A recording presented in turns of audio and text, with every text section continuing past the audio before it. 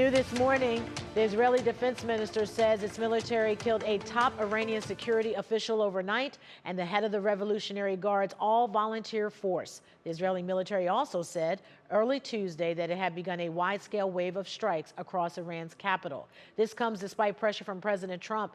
U.S. allies are showing little interest in helping out in the Strait of Hormuz in Iran. And with fears growing of the economic fallout, administration officials are trying to damper down fears about gas and oil prices. NBC's Alice Barr has details. This morning, smoke rising over the U.S. Embassy in Baghdad as Iran lashes out at American targets across the region, while still attacking tankers in the Strait of Hormuz, aiming to drive oil prices up even more. President Trump upping the pressure on U.S. allies to help secure and unblock that crucial oil route. They should be not only thanking us, they should be helping us. What does surprise me is that they're not eager.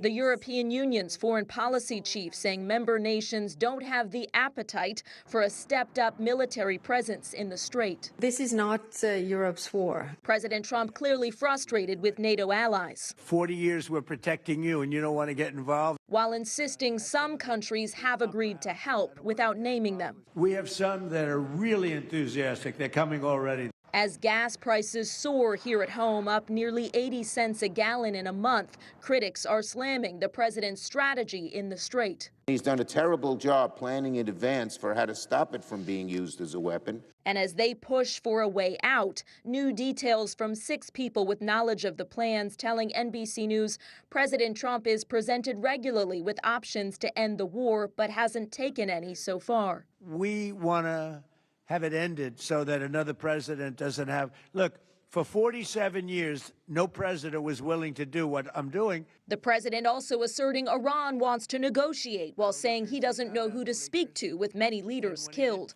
Iran's top diplomat has said his country sees no reason to negotiate with the U.S. The sources NBC News spoke to about White House exit strategy discussions say those in favor of getting out are concerned about the oil crisis and economic instability, while other aides have focused on the opportunity to erode Iran's influence in the region. In Washington, Alice Barr, NBC News.